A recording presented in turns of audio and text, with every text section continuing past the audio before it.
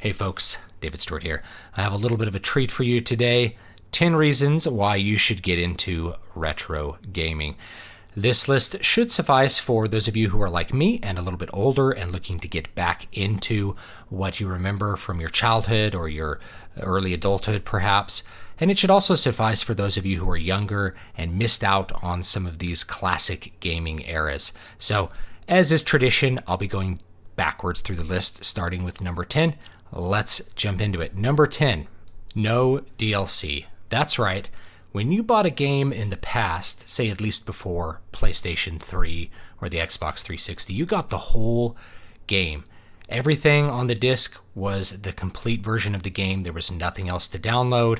There was nothing else to buy. You had everything that would make the complete game experience. No extra characters for sale after the fact. None of that. The only exception were PC games, which would sell expansion packs.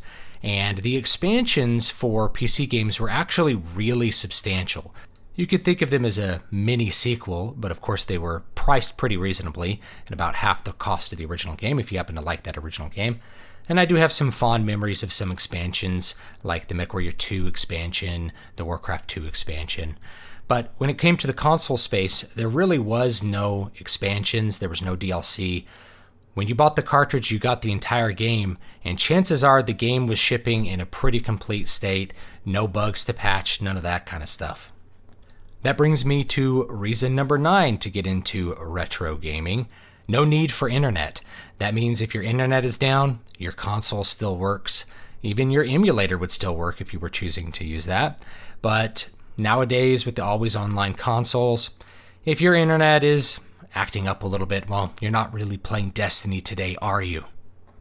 Now, this started to change in the era where you had the PlayStation 2 and the Dreamcast and the GameCube, which shipped with at least optional modems for you to connect to the internet, play games like Phantasy Star Online or Final Fantasy XI. But even within that console generation, the vast majority of games required no internet connection whatsoever. You plugged the console into your TV and you played the game. You also couldn't ever get banned for running custom mods on your console or for hacking your console or running unsigned software. You won't be so lucky necessarily today. Reason number 8, the art.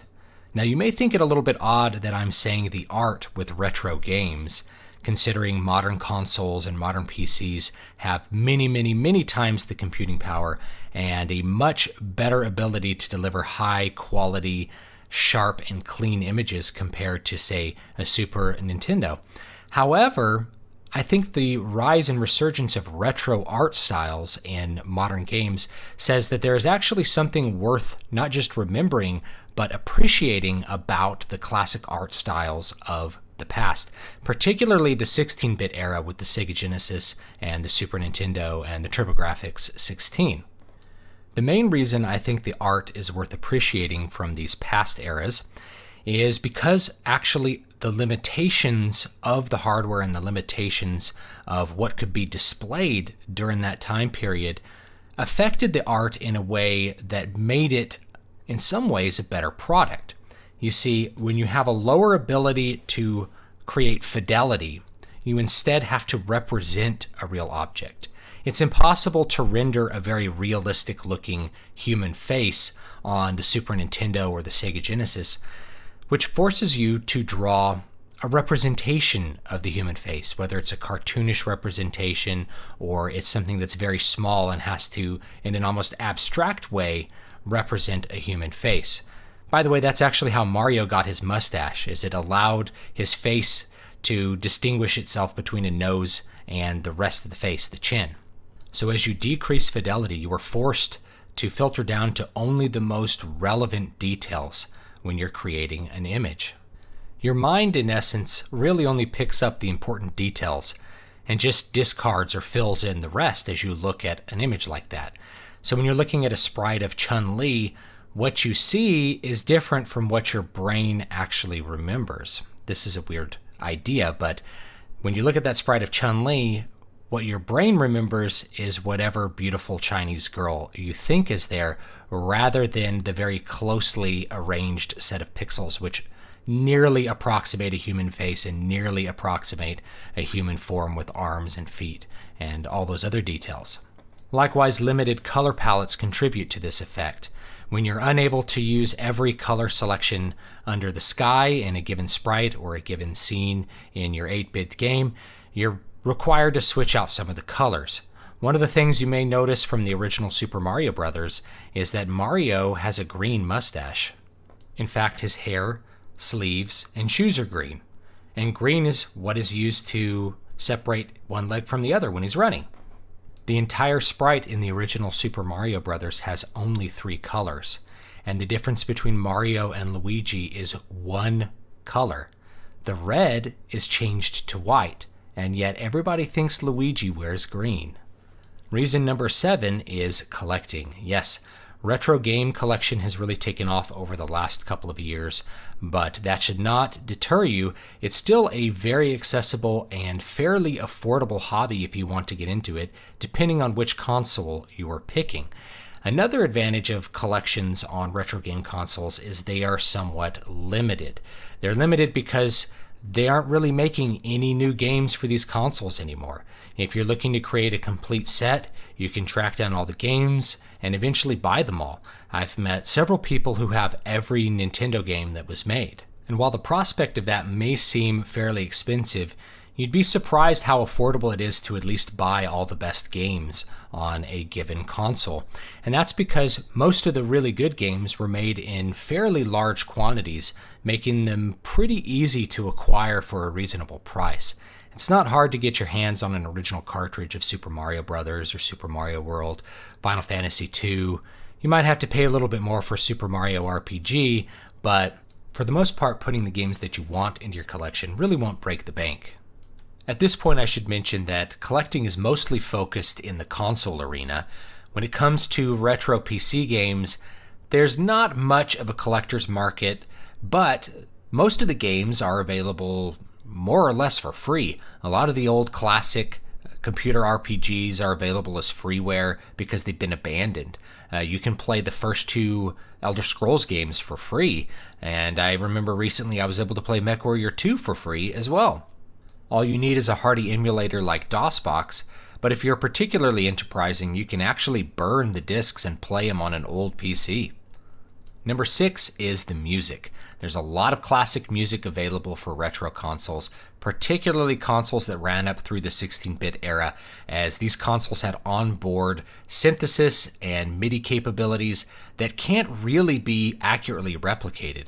I know that modern Sega Genesis emulators are actually completely incapable of accurately representing the original Genesis sound. You have to get that original hardware for that classic synth sound. Not only are the soundtracks classic, but they actually inspired an entire genre of music called chiptune, which is specifically built around the sounds and techniques of composition from these past eras of games, and some of them even utilize the older systems, using Game Boy Pockets or Game Boy Colors to create new music that sounds like it was from a video game of this particular era. In addition to the great synths, though, the compositions are really great, and this has to do kind of like with the art. When you eliminate a lot of options, you have to focus on what you actually can do. Similar to comparing, say, an orchestra piece and a solo piano piece, the solo piano piece is going to be more focused on the compositional elements that are core to the music. The melody, the accompaniment, the figures, the lines, rather than relying on a large number of orchestration options to produce color and produce emotional effect. Not only that, but older soundtracks, because they were programmed to be played by a computer, contain melodies, contain figures that are impossible to be played by human beings, and so they have a very, very unique sound compared to most modern soundtracks which use orchestras or live bands to produce their sounds. All you have to do is cruise YouTube and look for some people trying to cover the music from Super Mario Bros. Or Legend of Zelda to see just how outside the box Koji Kondo's composition style in those days actually was. Reason number 5 is the distraction-free gaming experience. When you're plugged into a classic console, what you don't get can actually enhance what you do get. because what you don't get are messages popping up from PSN or from Steam. There's no Steam overlay to interrupt the flow of the game. There's no having to connect to something like Xbox Live in order to play with other people. You just sit down, turn on your console, turn on your TV, and play.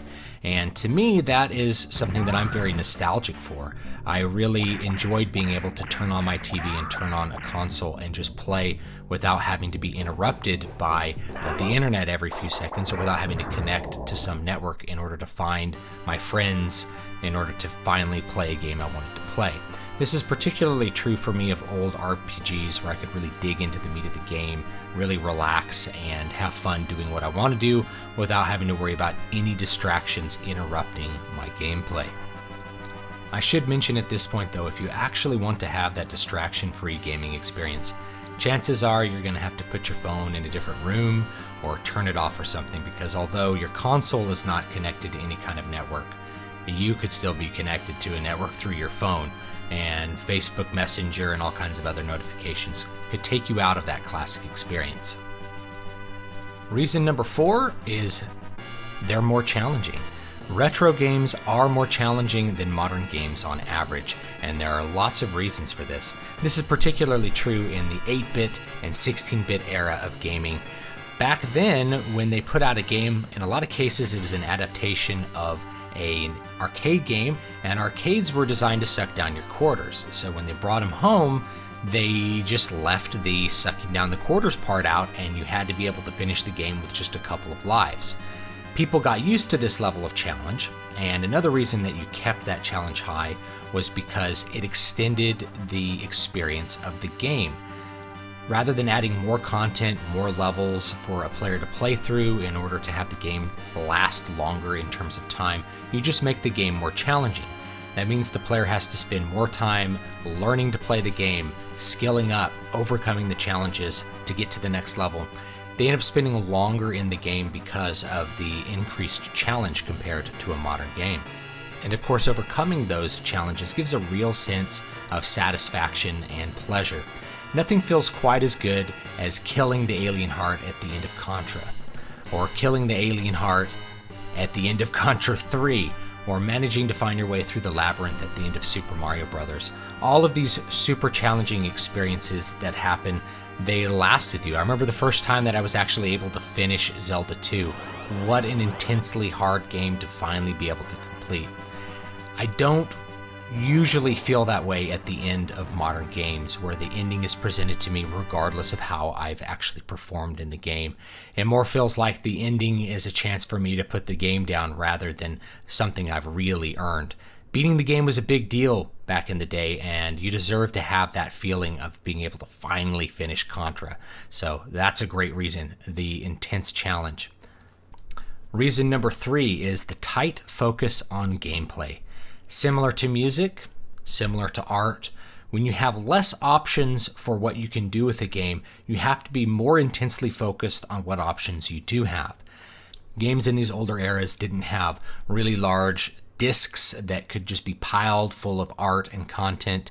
They didn't have really advanced interface systems, especially when you're looking at something like an NES that has 2 buttons and a D-pad. They didn't have a lot of ways to add huge amounts of gameplay, so they had to focus on what gameplay was available to them. They were much more intensely focused on what we might call the core gameplay within any genre, whether it's platforming or it's using spells in an RPG. All the focus for the gameplay is on those particular elements because you couldn't add a bunch of extraneous elements. You couldn't add mini games, you couldn't add a whole bunch of side quests. You had to focus on what you had, and so the end result was a more refined gameplay experience throughout the entire game. I think nowhere is this more obvious than in the RPG genres, particularly the JRPGs that came out on the Genesis and the SNES and the PlayStation. You had much more expansive options compared to the 8-bit era. However, you had pretty far from an infinite storage capacity even on the PlayStation. There were only so many pre-rendered little areas that you could stuff onto a disc.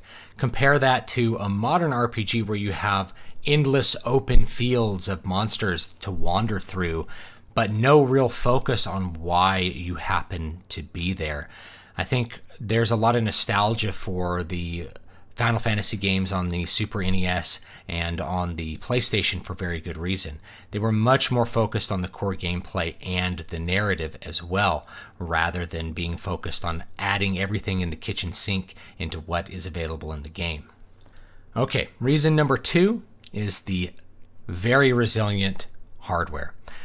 I still have my original Nintendo Entertainment System, my gray deck, and it still works.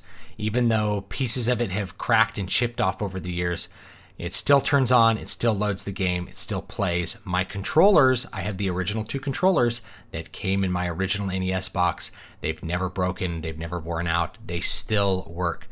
There is definitely something to be said for the build quality of these older machines. And I've had the same experience with my Genesis and with my Super Nintendo, and I have friends who've had the same experience with their Atari 2600s. Although not so much some of the follow-up Atari systems.